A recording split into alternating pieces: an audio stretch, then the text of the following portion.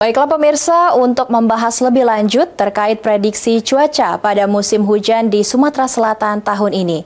Saat ini kita sudah terhubung bersama Bapak Wandayan Tolis selaku Kepala Stasiun Klimatologi Sumatera Selatan. Halo, selamat siang Bapak. Selamat siang. Baik, Bapak, mengawali perbincangan pada siang hari ini, Bapak, selaku dari Kepala Stasiun Klimatologi Sumatera Selatan, bagaimana prediksi awal dari BMKG terkait awal dan juga puncak musim hujan di wilayah Sumatera Selatan tahun ini khususnya? Silakan, Bapak. Iya, baik. Sebenarnya untuk awal musim hujan 2025-2026 untuk sisi barat itu Empat Lawang, Muratara, kemudian Pagar Alam sampai Oku itu sudah berlangsung sejak pada akhir September. Tetapi pada sisi timur itu baru mulai terjadi di awal November ini. Sisi timur itu meliputi Oki, Palembang, Poi, kemudian Banyuasin dan Musi Banyuasin. Memang secara keseluruhan ada penurunan curah hujan di akhir Oktober, tapi untuk sisi barat tersebut sampai bagian tengah kriterianya masih dalam kriteria curah hujan di atas 50 mm per dasarian, artinya memang sudah curah hujan pada musim hujan. Nah, yang pada sisi timur, Palembang, Oki sampai Musi Banyuasin itu memang baru mulai terjadi peningkatan curah hujan di akhir Oktober, sehingga awal musim hujannya baru dimulai akhir Oktober kemarin, tapi memang jumlahnya ataupun dari segi intensitasnya masih belum tinggi dan masih belum merata. Nah, hal ini dipengaruhi oleh beberapa faktor ya, gangguan-gangguan di sisi utara, adanya siklon tropis di wilayah Filipina hingga Jepang itu menarik massa udara dari atas Sumsel sehingga peluang hujan yang harusnya terjadi di Sumsel itu tidak terjadi. Nah, saat ini kemudian pada awal musim hujan ini juga memang kita diwarnai oleh peningkatan suhu udara yang cukup tinggi, tapi sebenarnya ini merupakan siklus normal setiap tahun seperti ini karena terkait gerak semu matahari yang bergerak dari wilayah kita di tropis kemudian menuju selatan. Nah, puncak suhu panas itu tercapai ketika matahari sudah melewati wilayah kita 2-3 minggu kemudian, dan pelepasan panas dari darat dan lautan itu baru kita rasakan pada saat ini. Nah, awal musim hujan ini memang belum merata, masih sporadis, tetapi pada beberapa tempat sudah terjadi hujan-hujan dengan intensitas tinggi, dan ini memicu munculnya potensi bencana hidrometeorologis seperti banjir dan tanah longsor. Mungkin demikian. Baik, Bapak tadi sudah sempat disounding bahwa di beberapa titik ya Pak ya sudah adanya intensitas yang lebih tinggi untuk curah hujannya. Nah, namun secara keseluruhan mungkin pantauan dari BMKG juga prediksi curah hujan di tahun ini apakah lebih tinggi atau sebaliknya Bapak lebih rendah dibandingkan dengan tahun sebelumnya, Bapak? Ya, diprediksi memang peningkatan curah hujan akan sedikit lebih tinggi, tetapi baru akan terasa di Desember ke Januari. Ini terkait dengan suhu muka laut di Indonesia itu memang masih cukup hangat. Suhu muka laut ini yang hangat ini akan meningkatkan potensi penguapan, dan jika penguapan meningkat maka potensi pembentukan awan dan hujan itu akan meluas. Nah, BMKG memang sudah merilis bahwa kita akan terdampak La Nina lemah pada November ini sampai dengan awal Maret. Nah, La Nina ini memang cenderung akan meningkatkan potensi curah hujan. Namun peningkatan curah hujan ini baru akan terasa signifikan mulai dari akhir November hingga di Januari. Oh baik, berarti akhir bulan ini ya Pak ya, di November dan juga mungkin di Januari. Nah, dari wilayah Bapak, menurut dari BMKG juga wilayah mana saja di Sumatera Selatan yang diprediksi mengalami intensitas hujan yang paling tinggi Bapak untuk di Sumatera Selatan? Untuk saat ini kondisi bulan November itu peningkatan curah hujan itu baru mulai daripada sisi barat, tetapi memasuki bulan Desember dari sisi barat itu akan meluas ke sisi timur. Nah, sisi timur ini yang kami maksud sisi timur adalah mulai dari Oki, Palembang hingga Musi Banyu Asin. Uh, Walaupun terasa lebih tinggi, tapi secara keseluruhan curah hujan memang akan tinggi pada bulan Desember sehingga potensi banjir, tanah longsor itu akan meningkat pada keseluruhan wilayah.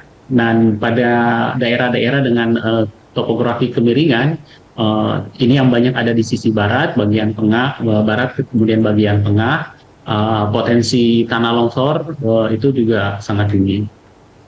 Baik, jadi dari sisi barat dan untuk di timur juga ya Pak ya sudah mulai menjelang. Nah, terutama untuk timur nih Bapak, dari pemirsa PAL TV juga ada Palembang dan sekitarnya, apakah kiranya diprediksi akan adanya hujan ringan di setiap hari atau ada kemungkinan juga Bapak untuk hujan lebat dengan jarak waktu tertentu? Iya, jadi secara umum di bulan November ini potensi hujan ringan sedang itu selalu ada setiap hari ya. Dan kemudian pada dengan jeda tertentu potensi hujan sedang ke lebat itu sangat tinggi. Nah, walaupun untuk November ini potensi sedang ke lebat itu belum tidak setiap hari ya, tetapi hujan ringan sedang itu potensi itu di bulan November ini akan selalu ada gitu. Walaupun masih akan diselang oleh jeda hujan 1-2 hari kering, tapi kemudian beberapa hari kemudian potensi hujan ringan dan sedang itu akan terjadi. Baik, Bapak, tentunya juga tadi sudah sempat disounding ya Pak ya, adanya faktor iklim global mungkin seperti El Nino dan juga gerak semu dari matahari ya Bapak ya. Nah, terkait potensi bencana yang tadi juga sudah sempat dijelaskan kepada Bapak, mungkin dari daerah barat dan tengah ya Pak ya, yang biasanya ada longsor. Nah, mungkin dari sini sudah ada antisipasi Bapak dari BMKG terkait adanya potensi bencana di Sumatera Selatan. Iya, jadi memang sejak awal Oktober kami sudah merilis tentang perkembangan musim. Walaupun memang sampai Oktober itu baru 85% yang memasuki musim hujan, sisanya yang 15% ini ada di sisi timur. Namun dari segi kerapatan penduduk yang terbanyak ada di sisi timur ini. Nah, rilis kami tersebut sudah kami sampaikan kepada pemangku kepentingan terkait seperti Badan Penanggulangan Bencana dan pemerintah setempat bahwa dengan masuknya musim hujan ini secara merata di Sumatera Selatan perlu antisipasi atas potensi munculnya bencana hidrometeorologi seperti banjir, genangan dan longsor pada daerah-daerah yang memiliki topografi dengan kemiringan yang cukup tinggi. Dan untuk Palembang sendiri potensi munculnya genangan ini sangat tinggi karena hujan deras ini jika kemudian kemampuan drainase yang ada tidak mampu mengalirkan debit air dari hujan yang terjadi dengan lebat, maka berpotensi memunculkan genangan pada beberapa tempat di wilayah Sumatera Selatan. Ini tentu akan mengganggu atau dapat mengganggu keselamatan pengendara kendaraan bermotor atau bermobil dan mungkin akan juga akan memunculkan potensi yang membahayakan keselamatan masyarakat yang ada di daerah-daerah aliran sungai. Baik, Bapak, juga tentunya untuk peran drainase ya Pak ya, untuk debit air terutama di Kota Palembang ini. Nah, dari BMKG Bapak, apakah sejauh ini sudah ada koordinasi dengan pemerintah daerah terkait peringatan dini cuaca ekstrim, Bapak? Oh iya, untuk koordinasi ini berjalan rutin ya. Misalnya pada setiap pekan kami bersama BPBD itu menyampaikan perkembangan musim, kemudian rilis peringatan dini itu disampaikan secara berkala kepada stakeholder terkait, dan dari stakeholder ini tentunya sudah juga disebarkan ke simpul-simpul massa guna menghindari dampak yang muncul yang dapat mengancam keselamatan ataupun kenyamanan masyarakat di Sumatera Selatan.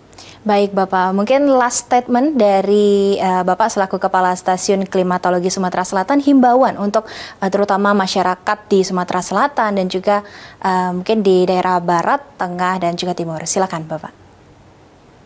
Iya, kami harapkan untuk masyarakat tetap waspada, namun tidak perlu panik berlebihan dan mungkin tetap mengakses informasi dari kanal-kanal resmi ataupun mengikuti himbauan dari pemerintah setempat.